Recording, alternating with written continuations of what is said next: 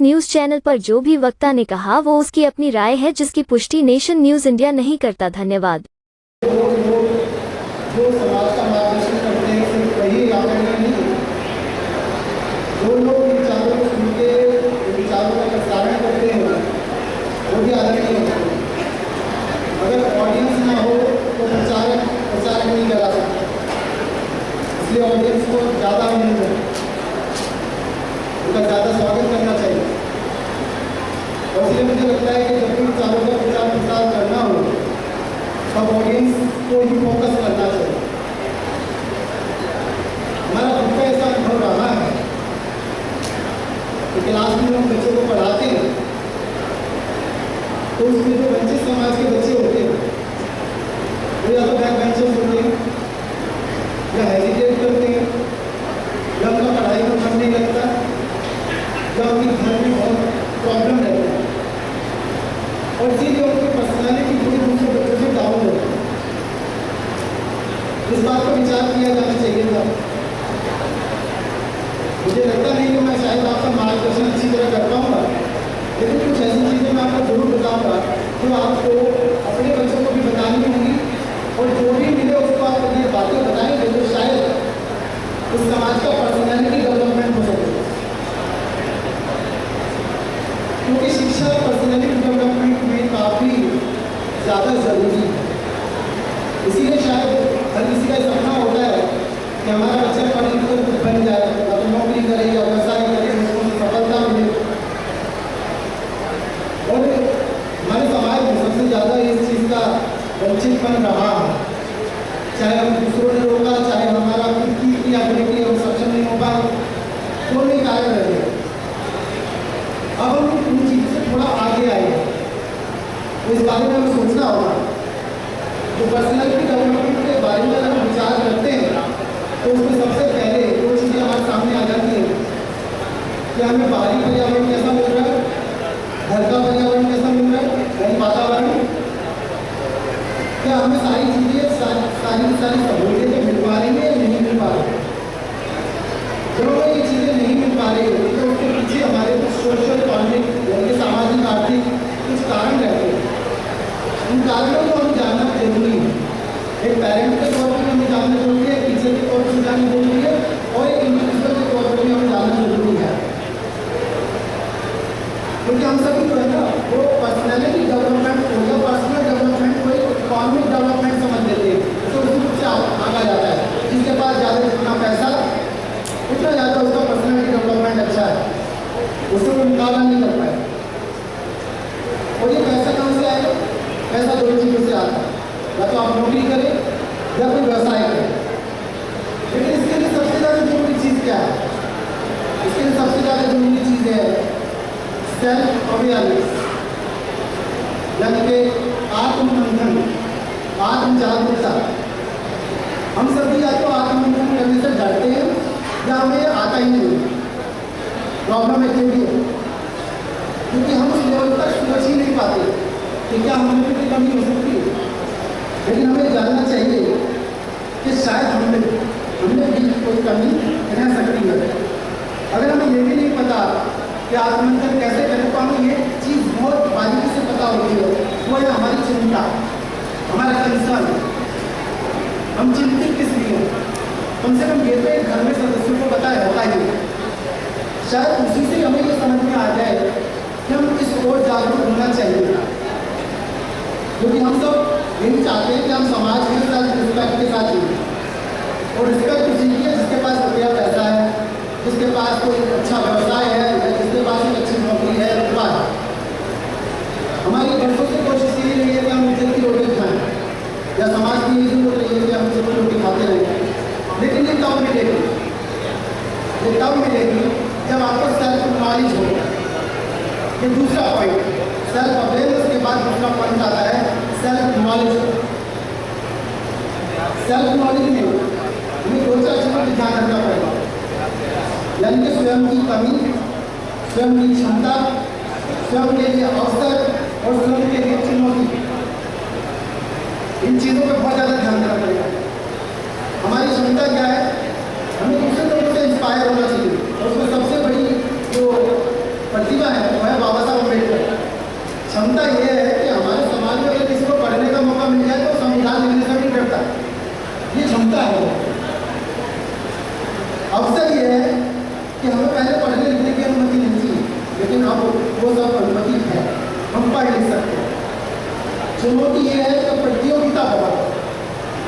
Competition रुकेगा नहीं। और कमी ये है कि हम अपनों से ही प्रतियोगिता करते हैं, हम किसी और से प्रतियोगिता नहीं करते। जबकि हमें सामान्यों से ये प्रतियोगिता करनी चाहिए, उनसे अपना मेल मिलाने की कोशिश करनी चाहिए। लेकिन होता क्या है कि हमें लगता है कि हमारे बच्चे के 40% नंबर आ गए तो ठीक है, सामने वाले राजू के भी तो 43% आए थे, 40% आ गए तो क्या हो गया, इसी के बराबर है। लेकिन वो रमेश को भूल जाते हैं जिसने 80% या 85% लेकर आया है, उससे वो प्रतियोगिता नहीं कर रहे होते। वो प्रतियोगिता अपनी समाज से कर रहे होते हैं, ईर्ष्या भी अपनी समाज से कर रहे होते हैं। तो इसलिए हमें कोशिश करनी पड़ेगी कि ये जो सेल्फ नॉलेज है, हमारी कमी कहाँ है, हमारी क्षमता क्या है, हमारे अवसर क्या है, और हम इन सब चीज़ों को पार कैसे कर पाएँ, इस तरफ ज़्यादा गौर करना पड़ेगा। लेकिन ऐसा हम तभी कर पाएंगे जब हम इसके अगले पॉइंट पर जाएंगे, वो है आइडेंटिटी, पहचान।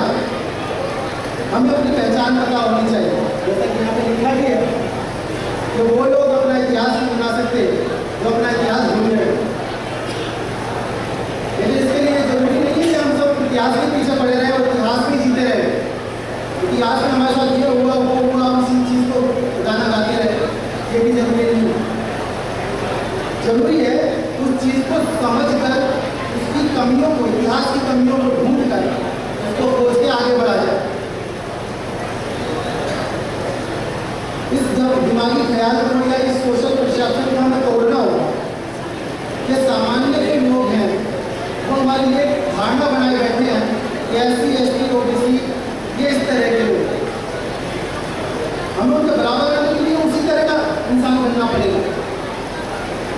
ये क्षमता हमें होनी चाहिए, ये परसेप्शन हमें तोड़नी पड़ेगी। और आपको बता दूँ, ये परसेप्शन टूट भी रही है। अभी आप सब जानकार होंगे इस चीज़ के, दिल्ली यूनिवर्सिटी में असिस्टेंट प्रोफेसर के, एसोसिएट प्रोफेसर के प्रमोशन भी हो रहे और अपॉइंटमेंट भी हो रहे। पहले हमारे बच्चे क्या इंग्लिश ऑनर्स में मिलते थे, नहीं मिलते। सोशोलॉजी में मिलते थे, नहीं मिलते। टेक्नोलॉजी में मिलते थे, नहीं मिलते। लेकिन आज वो हर जगह इंटरव्यू देने जा रहे हैं। यानी उन्होंने इतनी पढ़ाई की है, एक वर्ग खड़ा हो गया है। इस चीज़ को हमें अपनी स्ट्रेंथ बना के चलना चाहिए कि अपनी आइडेंटिटी हमें खुद ही बदलनी है, उस आइडेंटिटी के बराबर करना है जो हमसे प्रतियोगिता कर रहा है। देखिए, समाज ऐसे ही चलेगा, ऐसा नहीं है कि समाज में एक तबका अलग रहेगा, दूसरा अलग रहेगा। आप जब भी बाहर जाते हैं, किसी भी वर्ग के, किसी भी लेवल के इंसान से मिलते हैं, ऐसा नहीं है कि हमारा वो शत्रु है, नहीं, लेकिन प्रतियोगी जरूर है। प्रतियोगिता को मानना पड़ेगा। लेकिन प्रतियोगिता से बाहर आप कैसे निकलेंगे? जब आप अपने दिमाग को थोड़ा सा तेज करो, स्मार्टनेस के द्वारा। ज़्यादातर हमारे बच्चे तो स्मार्ट नहीं होते, जैसे मैंने पहले भी बताया, एजुकेट करते जाते। उनको स्मार्टनेस की तरफ बढ़ना पड़ेगा। ये स्मार्टनेस कब आएगी? उसके लिए अगला पॉइंट आता है टैलेंट एंड पोटेंशियल। हमारे बच्चों में पोटेंशियल बहुत है, यानी क्षमता बहुत है। फिजिकली काम उनसे कितना ही करा दो, लेकिन दिमागी काम करने में थोड़ी से पीछे है। इसका मतलब अगर वो फिजिकल स्ट्रेंथ को मेंटल स्ट्रेंथ बना ले तो क्या से क्या नहीं कर सकते। और इसके लिए उनको गौर करना पड़ेगा कि जो दिमाग में चल रहा है उसको बहुत ज़्यादा मजबूत कैसे बनाया जाए, शिक्षा की तरफ अग्रसर कैसे हुआ जाए। अभी जैसे मैं बताता हूँ स्मार्टनेस की बात, आपको दिल्ली सरकार के साथ में सेंट्रल गवर्नमेंट ने एक मुहिम चलाई हुई है, स्टैंड अप इंडिया स्कीम। क्या आप लोग इसके बारे में जानते हैं? मेरे ख्याल से 2-4 लोग भी जानते हो, तो बहुत बड़ी गरीबी की बात है।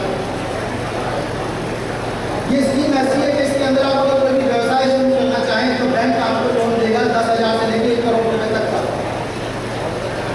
लेकिन आप इंटरनेट पे आर्टिकल पढ़िए तो आपको पता लगेगा कि SC ST OBC इस योजना का फायदा नहीं उठा पाए। क्यों नहीं उठा पाए? क्योंकि स्मार्ट नहीं है, इतने अवेयर नहीं, इतनी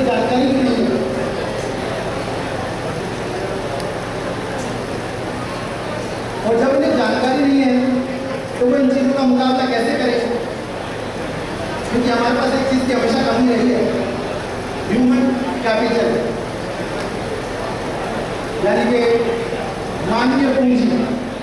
इस मानवीय पूंजी में 2-3 चीज़ें हैं, आपकी नॉलेज, आपका स्किल और आपकी हेल्थ। हमारे लोगों को जिनको नॉलेज है उनमें स्किल नहीं है, जिनमें स्किल है उनके पास स्वास्थ्य नहीं, और जिनके पास स्वास्थ्य है तो नॉलेज ही नहीं। तो एक बहुत बड़ा ये हमारा उद्देश्य पीछे रह जाता है। तो हमें इस तरफ भी ध्यान देना पड़ेगा, हमें अपना कौशल बढ़ाना पड़ेगा, स्किल बढ़ाना पड़ेगा, हमें अपने लाइफ की गुणवत्ता को समझना पड़ेगा, तर्कशीलता की तरफ जाना पड़ेगा। और ये तर्कशीलता हमें दूसरों से मुकाबला करने के लिए सक्षम बनाएगी, क्योंकि हम चाहे छोटे स्तर पर काम करें या बड़े स्तर पर काम करें, हम सभी को कुछ ना कुछ सपने होते हैं। जैसे कि हमने बताया कि सपना हर जगह में लाइब्रेरी बनाने का है।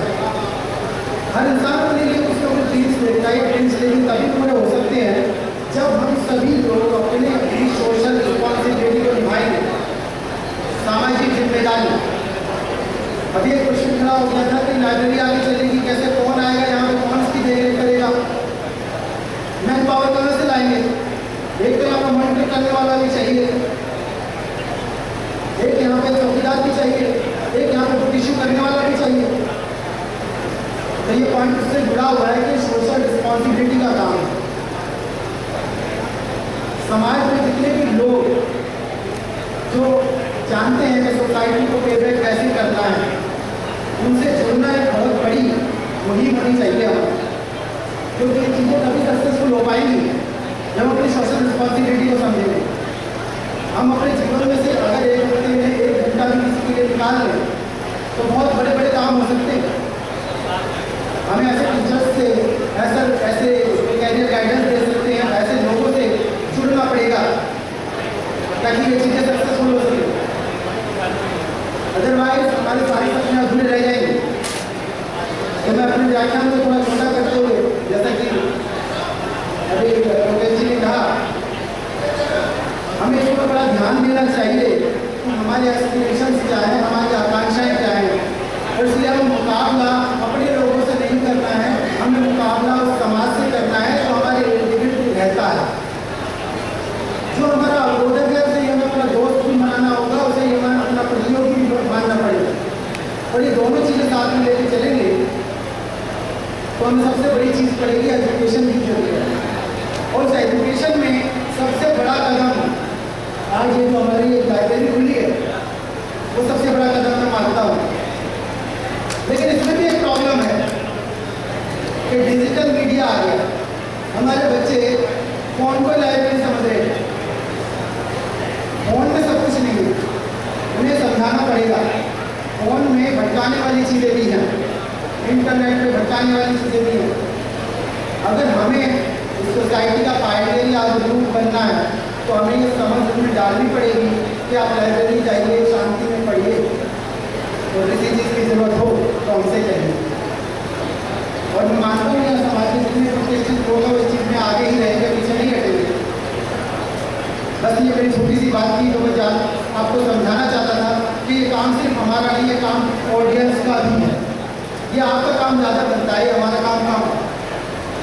कोई भी किसी दुकान को खोल देता है तो दुकान पे जो दुकान चलाने वाला है वो कम इसमें अग्रसर होता है, जितना अगर ग्राहक उस पर जाएंगे तो वो दुकान चलेगी, तो नहीं चलेगी।